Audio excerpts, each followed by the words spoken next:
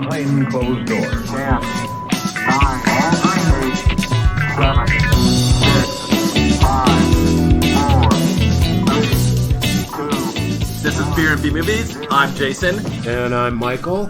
Today we are going to discuss The Hitchhiker from 1953, directed by Ida Lupino. And we are drinking Judgment Day quad with raisins from the Lost Abbey down in San Marcos. Cheers. So Michael, you have to tell them the alcohol percent in this. This beer it's a quad, so that's going to tell you one thing. It's going to be a little boozy. It's a 10.5 ABV.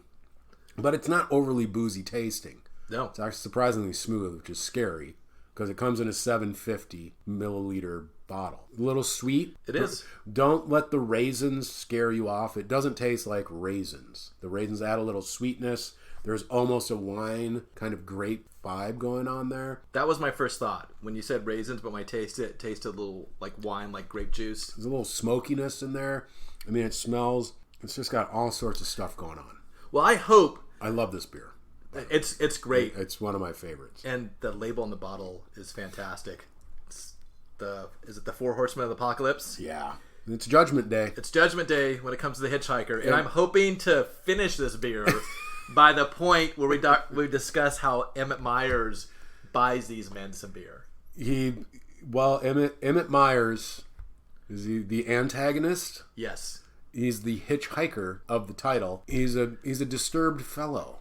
He's got a bum eye, which I'm guessing kept him out of the war. This is post World War II. We have Collins and Gill, or a couple of buddies, going on a guy's weekend fishing trip. We're led to believe.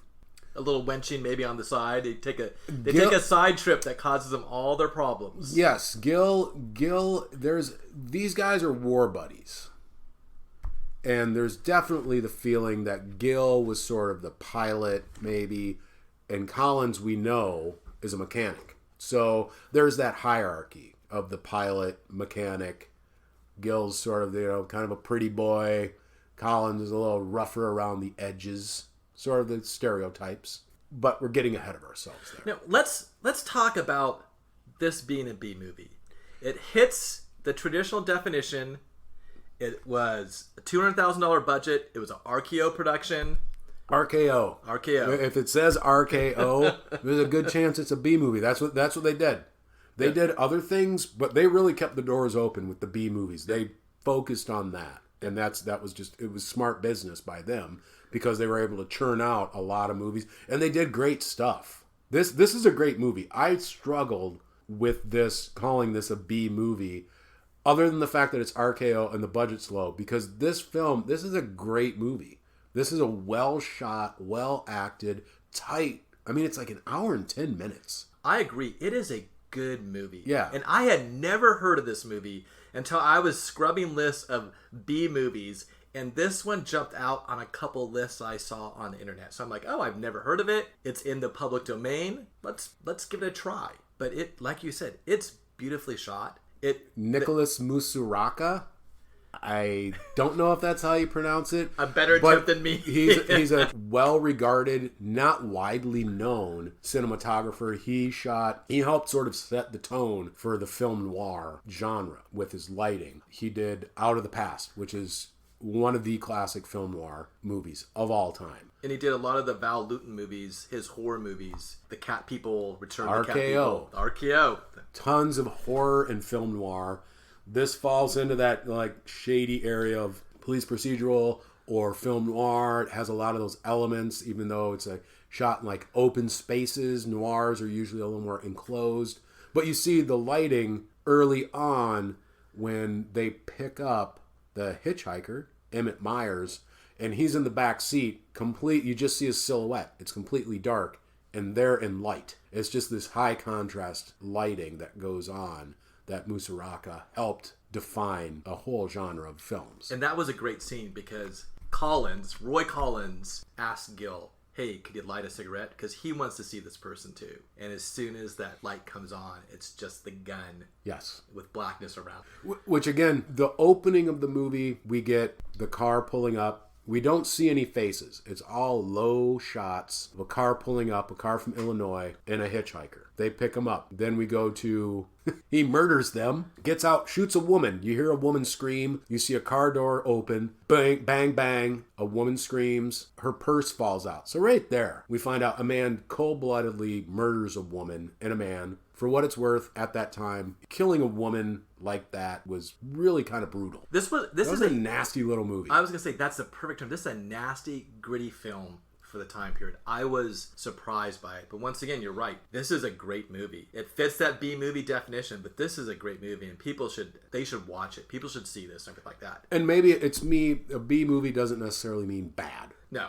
It's just a low budget. We've Genre done other B movies that are straight up bad movies. But B movies aren't necessarily bad. And this is just a tight little piece of work. And it was. An hour and 10 minutes. It could have been longer, but I think it was the perfect time. It wastes no time. No. There's not a second. It's just propulsive is what I wrote down. It's just moving forward constantly. It's very car centric. Which is also interesting because the post-World War II was the car boom in this country. Exactly. Everything, and it's very car-centric because you're hitchhiking, so it's cars. You got these guys on a road trip doing who knows what. They pick this clown up, and he's creepy. He is. He's a straight-up creepy dude. Ida Lupino, and I think she gets credit for being she is the first woman to direct a film noir film. This is considered film noir, and she gets that credit. This story is based on a serial killer named Bill Cook, who in the 1950s, he murdered a family of 5, a traveling salesman, then kidnapped a deputy sheriff. He went on a 22-day rampage, and then kidnapped, once again, two buddies who were on a trip together, which this is what the movie focuses on before he's captured. And Time Life magazine, if you want to see some pictures, this was a big focus at that time period. Like, this made Life magazine, and there's tons of pictures of Bill Cook. I made a note because I was researching, I went down that rabbit hole. Edward Bunker, he's Mr. Blue, the old man, Mr. Blue in Reservoir Dog. He wrote crime, besides being an actor, he wrote crime fiction. He mentions that he, in his memoir, Education of a Felon, that he attacked Cook in the showers. Now, in terms of timing, he's probably incorrect. He probably attacked someone else. But still, this incident had a big impact. And later on, I think we're going to talk a little about hitchhiking because that's another rabbit hole I went down to. Yes. I would just like to say, at what point in your life is attacking anyone in a shower an option? That's just... That's true. And I wouldn't go telling people I picked a fight in the shower. That's my time to get clean and get out. That's Edward Bunker. Maybe you didn't attack Billy Cook, but you attacked somebody, and then you just were like, okay, saying, yeah, I attacked someone in a shower. Maybe he had a bad eye, and you assumed it was Bill Cook. It's just that you don't do that. It's I know you're in prison, maybe. But it's just clean and get out. That's what a shower's for. It's not for attacking people in any way, shape, or form. You're like, dude, stop. Well, let's talk about Emmett Myers, the character who is portraying Bill Cook. He is played by an actor named William Talman, who I think people from that period knew him later on as the DA in all the Perry Mason episodes. Who kept losing to Perry Mason. He's got a 0.00 batting average against Perry Mason. He's fantastic. He is. He is just, I mean, to me, it's up there with Night of the Hunter with Robert Mitchum. Yes. As just a very disturbing, unpleasant presence on the screen. I agree.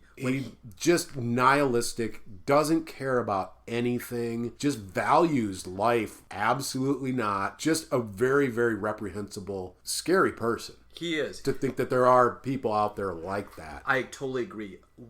He was a treasure as an actor. He died, I think when he was 60, from lung cancer. Yeah.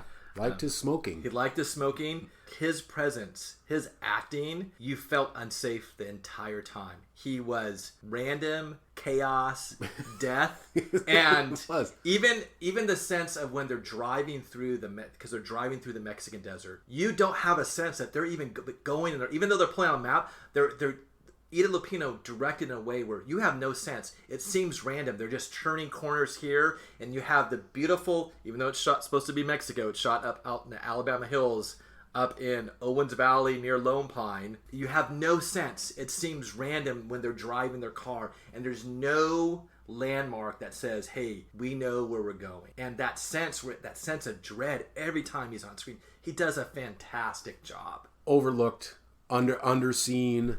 It's one of those kind of classic villain. There's a scene where he takes Gil's watch and he says, let me see that watch. And he takes the watch and he looks at it. He said, I had a watch like this. Then he said, no one gave it to me. I took it. He stole the watch and stuff. And you almost get a look and you go, this guy, he started way behind everyone else. And I'm not saying he deserves our sympathy, but something created this guy. He didn't just come out of nowhere and decide, I'm going to be this horrible person. We're talking about William Talman. No. Not that I feel sympathy for the guy. Oh, exactly. But something created this guy. This guy, he has the bum eye, and that's something they don't address. We know that Gil and Collins were in World War II. They served together. And you get the impression Emmett Myers, he has a bad eye. So they don't say it. You get the impression he didn't serve. And probably because of his eye. Among other things. Yeah. He's a lunatic. Yeah. And there is a point where the army, the military says, you're too crazy to even go out there and kill people. But you get that impression that he didn't, and he sort of he has this, you think you're better than me attitude. You guys, everybody thinks they're better than me, and I'm just as good as you. And he's got this inferiority complex that he is taking out on these guys because they were in the military. He wasn't. I get that. No, I think that's a good analysis. Yeah, but there is something, I almost feel bad for the guy because it's like something helped create him. He was not raised, I don't think people were raising him to just go randomly kill people while you're hitchhiking. No. He had a bummer of a life. It explains the behavior, it doesn't excuse it. Exactly. In terms of Bill Cook's life, who this character is based on, from my reading, I believe the mom had left the dad. The dad moves the kids to a empty mine. And then the dad took off at one point. And I think child services at the time, or whatever child services were in that state at the time, came and took the kid. And he lived most of his life in and out of orphanages and foster homes.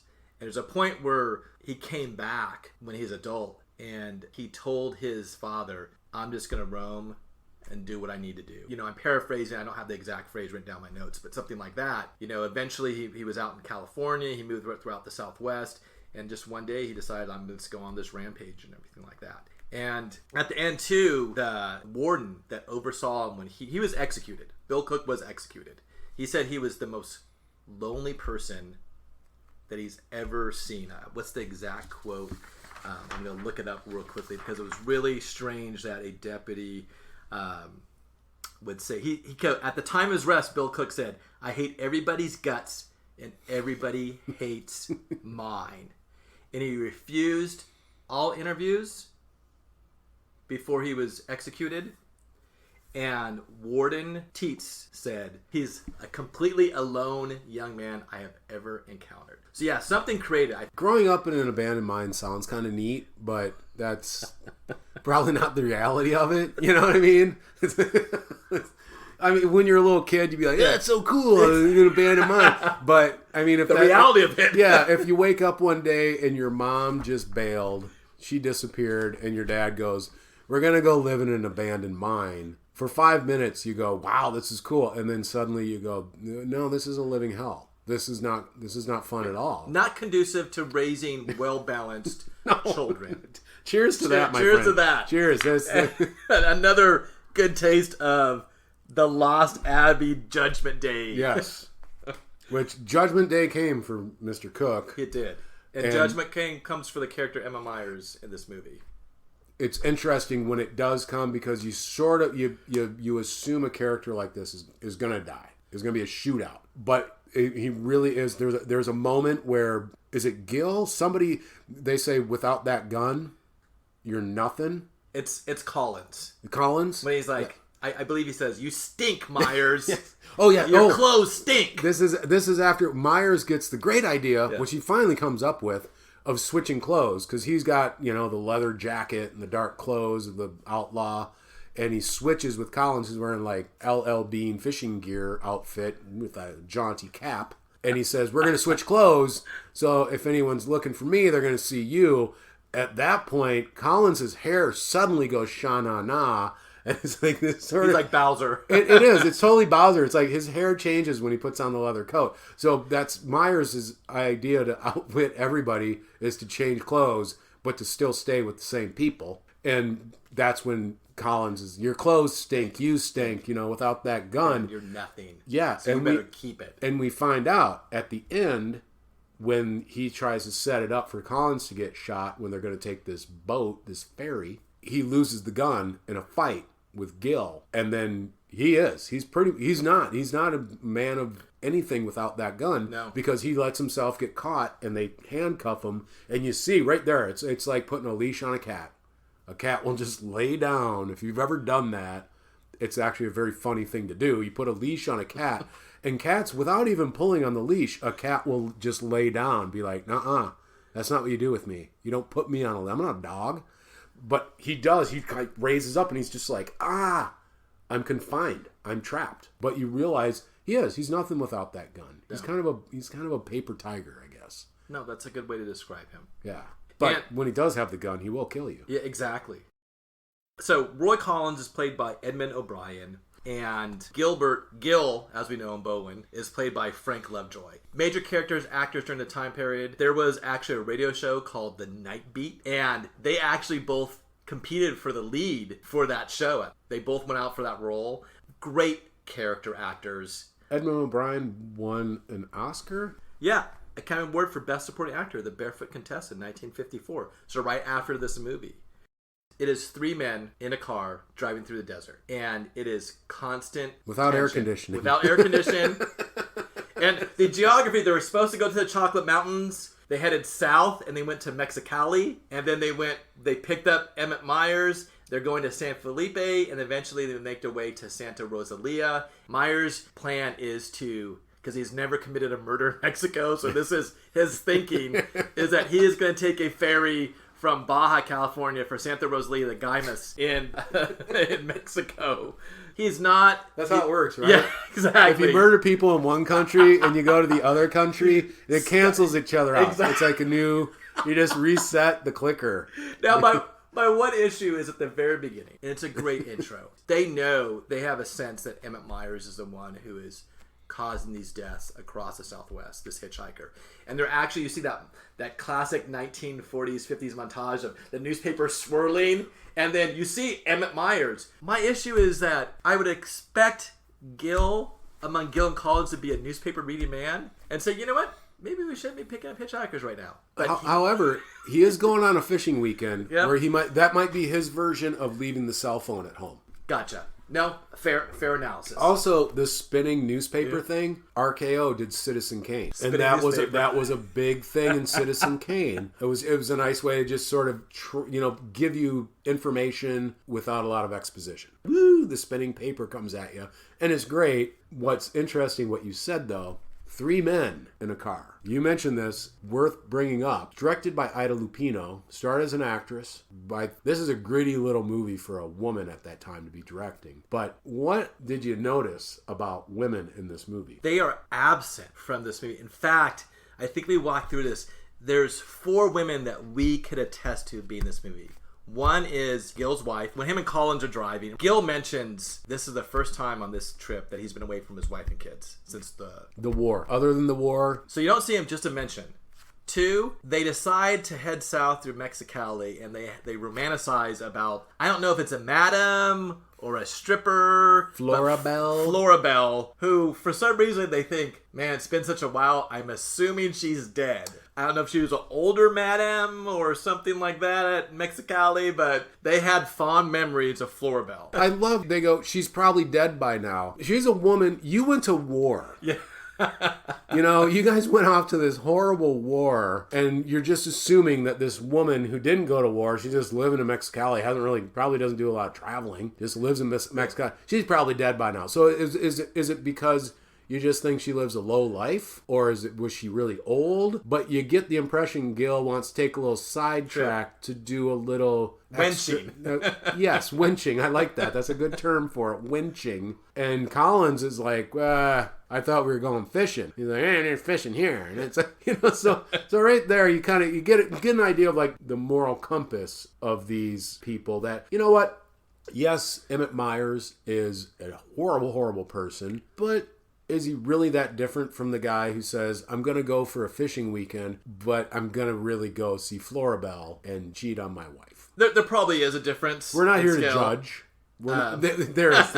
It does. We're not here to judge, but I think if you look at this movie as a morality play, then what you're saying is, hey, these two men, I'm going to use your term, lost weekend, and their choice of making a immoral, unethical decision and not telling their wife or significant other results in them picking up a hitchhiker who this could end their life. Now, getting back to other women who are mentioned, the only other women we physically see only two other women in this entire movie. One is a small girl, and she plays a role in a scene that we'll talk about. The other is just a teenager. They're in Mexico, a male and female. They're in a jalopy, and they stop and tell the police, hey, we think we saw these two guys who had a busted tire, a couple miles back. Other than that, women are absent from this film. And so, as you might have mentioned, maybe Ida Lupino was trying to say something like, this is a men's issue. Because we have these conflicting characters. We have Emmett Myers as this chaos, like this death that's this randomness in your life. And you have Gil and Collins. And Gil is a draftsman, and Collins owns a garage. And even Emmett Myers says, oh, well, Gil, then you're the smart one. Assuming that someone who's a draftsman and therefore using artistic or creative talent is higher in a hierarchy than someone who owns a garage and fixes cars. And these two men are very different in their approach to addressing their issue with Myers. We have these character actors. We have the lack of women in this movie. So what's your thoughts on what she was trying to say? I mean, you could look at it and say, men are the problem. All the bad things going on are due to men. Either the maliciousness of a guy like Myers, the amorality of a guy like Gil, if you are buying into the idea that he's getting away and he's going, let's go down, instead of fishing, let's be honest, I want to go down and winch around. And then Collins, to me, ends up ideal that we should all aspire to, because he's going to stand up for himself. He's not going to take it. He's going to try to impact with the situation he's in. Gil is sort of there. He said, we're captives. Let's just try to keep this guy from killing us. And Collins is saying, we need to get the hell out of here. We got to do this. Myers says Gil's smarter because he's the draftsman, but Collins is more useful. Like, he knows how to fix the car, what's wrong with the car. He has the idea with the little girl when they go, Myers says we need to stop for supplies, and I think, is it tomato soup? Tomato soup. Myers likes tomato soup. He's like, we gotta get stuff. Get tomato soup. And also, don't talk Mexican. That's his big thing. Yeah. It's not Spanish. Don't talk Mexican, because he's afraid. Gil knows a bit of Spanish. Myers is afraid that Gil will tell people. So they go into the place to buy supplies. And that's where they encounter the little girl. Collins has the idea. He keeps loading stuff into the box. He says, keep putting cans in there. His idea is, I'm going to load this box up and maybe throw it at Myers or hand it to him. And then it's heavier than he thinks, something. But it's an idea to get away. His mind is moving towards escape. Gil's is, I'm going to stay here because that guy has the gun. And then the little girl comes up when Collins is going to execute his little plan to go, throw the box at him. The little girl comes up, and that's Gil runs up and grabs the girl. She foils the plan. Yes. And Gil, out of Roy and Gil's the only one with kids.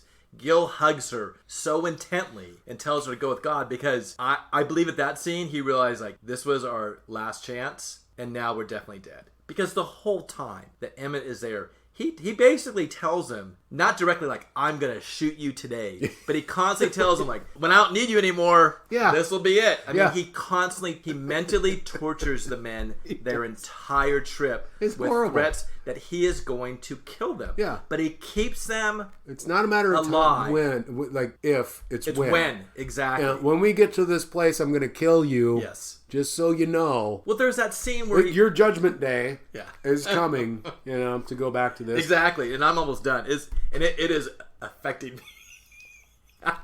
But it's delicious. There's a sweetness. It's not saccharine sweet. It's not overly sweet. And this is it's a good point. First of all, I had to ask you, how often is raisins used in brewing beer? Is it just this Belgian, or it's not? I mean, it's not a regular thing. Lost Abbey has a few beers that they use raisins in, probably for the sugars to add sweetness, and it also will kick. You add sugars, it's going to kick that alcohol up. It adds, it's dark color. Yeah, they do a bang up job with it. And again, when you see raisins, I tell people all the time, don't be afraid that there are raisins in there. Well, because it's not going to taste like a box of raisins. It just adds some sweetness to it. It's delicious. And Emmett says, "Hey, I'll buy you guys a beer if we get to Santa Rosalia." I might even buy you guys. And a he beer. does come true with that promise. Before they get to Santa Rosalia, because they get to Santa Rosalia on foot. And this is a part of Emmett Myers, this psychological torture. He has him pull off next to an old well, and he has Collins throw a rock in there, insinuating that he's going to push them into the well or shoot them and throw their bodies into the well. Then he feeds them their last meal and even throws them. He's like, "Hey, have a cigarette." He tosses the cigarettes to Gil, and Gil takes one and throws it to Collins, and Collins takes it and just hucks it back at Myers. He's not going to smoke. And he tells Myers, "Hey, save it for the next guy you pick up." Collins is very defiant. Yes, he is. He is not... Gil seems, I don't want to say comfortable, but he seems to acquiesce to the situation much better than Collins. Collins is fighting the whole time. He's just bucking that bit. And Gil is very much passive. I agree. Collins is a man of action, and the results is that he is constantly abused by Emmett Myers. In fact, I don't remember in the movie ever Emmett saying, "Hey Gil," or "Hey Bowman." He constantly says, "Collins, Collins, Collins." And Collins is the one who he hits in the back of the head when the radio goes out. He believes Collins did in fact mess with the radio. Collins is the one when he first tries to escape, and Gil follows, and Collins falls. A positive to Gil. Gil stays with Collins. He could have took off, but he helps Collins. In fact, Emmett at one point says, "Know what? You guys are basically idiots. You're soft. You could have escaped, but you cared for each other." Yeah. Because I don't care for anyone. I don't look out for anyone but myself. And that's paraphrasing. No, you are spot on. No, you're absolutely right. It is basically your love for each other is why you're here. Yeah. Your friendship is the only reason that you're here. It's detrimental to your life. Which is a very, if you think about it, if you're saying that friendship and supporting people is a negative thing, this once points out that how Emmett is a psychotic. Like he doesn't care about anything. The only thing he's out for is himself. So back to the situation, they're at this well, the car doesn't work anymore. And so now they begin the long walk to Santa Rosalia. And when they do get there, he does buy him a beer. He does buy them a beer. There is the suspension of disbelief, but at any point, he should have killed them. I agree. But when the cars broke down, you're in the desert, you're by the well, gotta walk now. What purpose does it serve to bring those two guys with you? I don't know. And there's a side part of this movie that we're not really diving into details about, which is it's very much a police procedural. And you see an American FBI, I'm assuming it's FBI working with Mexican National Police, and they play a trick on Emmett Myers. They know where he's going. Super clever. But they release this news report that says they don't believe he's with Gil and Collins who have gone missing, and they don't believe that he's in Mexico.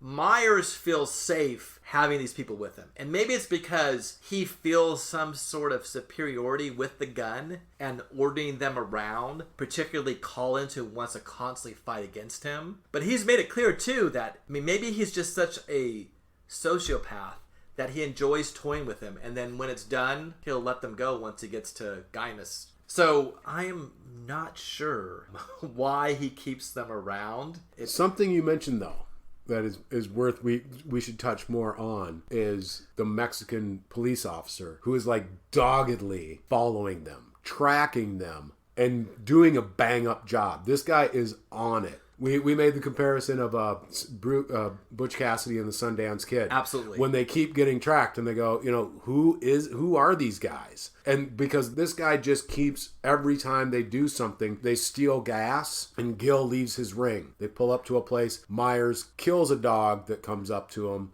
which is just, again, another instance of him being the horrible person. Yeah, but when they're pumping the gas, stealing the gas, Gil leaves his ring as like a little sign to say breadcrumbs along the way. So this Mexican police officer comes and finds that. This guy's just a bloodhound. He's on them the whole time. And like you said, they pull that trick saying, oh, you know what? We don't think he's even here. Lets his guard down a little bit. He breathes a little easier. He's not quite as tense.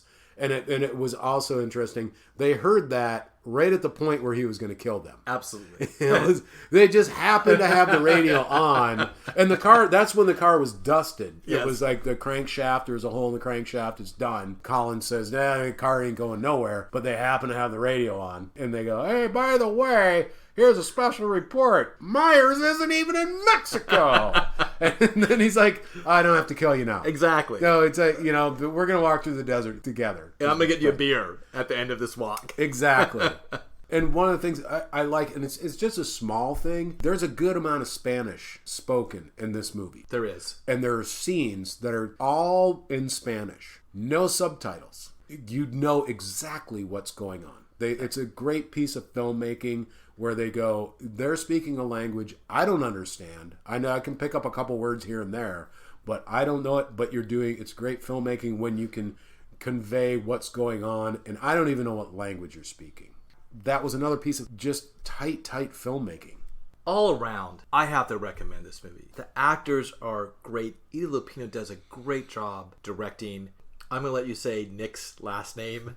After having half a bottle of Judgment Day, is it Nicholas Murasaka? Something like Musarak, or is it Musarak? The cinematography. Did you write it down? Yes. I think you wrote it down. I'm grabbing it because I think it's Musaraka. Is beautiful. The acting, it is tight. This is a movie worth watching. And I think that there's recently been a remaster of it in the last couple of years. Like, people have recognized that this movie is something worth keeping. Yes, it's a B movie, but so good. It's an example of a B movie that is a really good movie. Absolutely. It doesn't look cheap. Sometimes a B movie will look cheap. It's a little cheesy, they just throw an Afghan over a dog and say that it's some sort of mutant animal. And we'll have to say, though, William Talman playing Emmett Myers. Emmett Myers is supposed to be a young man. William Talman, and Michael mentioned this before the podcast. He had a hard life. The man's closing on his mid-40s. It's 28. At one point, and I remember I was watching it, and it was on the radio, and Emmett Myers, 28. Yeah. And I just looked and I went, no way. I don't care. I don't care if you were out of the womb, you were drinking shots of Jaeger and shooting heroin. You're not going to look like that at 28. You're not. It's just, and again, the suspension of disbelief, and we always see, people are playing, different ages, but you just kind of went, you're not 28, bro. You're lying about your age. Why? Why are you lying about your age? You're a psychopath, murderer. Don't need to lie about your age. No. Just admit you're 45 and move on with it, with the bum eye that doesn't close when you're sleeping. Doesn't close. No, and I've been around people like that. And when their eyes are open and they're sleeping, there's something very unsettling about that. No. We could go on and on about this movie. And there's so many other topics I want to talk. I wanted to talk about hitchhiking in general. I mean, I've even brought like my Jack Kerouac on the road. Oh, and we can only touch on so much because you guys aren't going to listen to us if we're going on for an hour and a half. No, it's particularly about like hitchhiking. But I'm going to put out in our show notes this Freakonomics episode about hitchhiking and the horrors related that why hitchhiking has declined, and movies such as this. And Michael mentioned we were discussing this, like the movie like The Hitcher, which, like you said, maybe Someone might have seen this movie beforehand. It had to have been the mid '80s one with Rutger Hauer And C. Thomas Howell. Yes, fantastic. That I don't know if that qualifies as a B movie. That may come up at some point. Interesting enough. I love that movie. So do I. And shot in California Southwest. Not in Alabama Hills, I don't think so.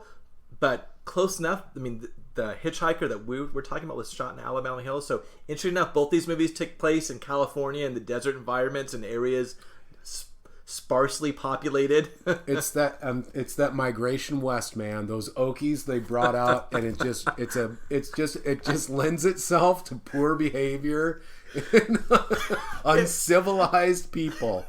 And I mean, your judgment day will come. Your judgment day will come. I want to thank the Lost Abbey for the great Judgment Day Abbey Quad and Raisin Beer. I see it. It's got you. It's got me. Anyways, this is Beer and B Movies. I'm Jason. And I'm Michael. Thank you. Collins, put the can out in that rock there. You, Collins, throw a rock down that shaft. Just what that sore ankle of yours needs, Collins, a nice long hike. So you did bust it, Collins. Not that one. The other one. What's up, Grace? Can I go to Bonds and get a pint of ice cream for myself? We're almost done. We can walk down there and have lunch together, okay? I want to go. Not right now, honey. Give us like 25 more minutes, okay? Okay.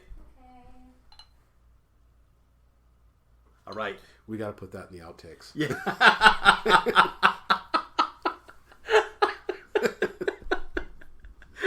Actually, a pint of ice cream for myself. Yes. I want you to take that and put it in the intro or the outro. Okay. I want that buried. If you have to layer it in there, I will do you it. have to put that in there somehow. It's got to be because I love a pint of ice cream for myself. Not, hey, can I get you guys anything? I want to get a pint of ice cream for myself.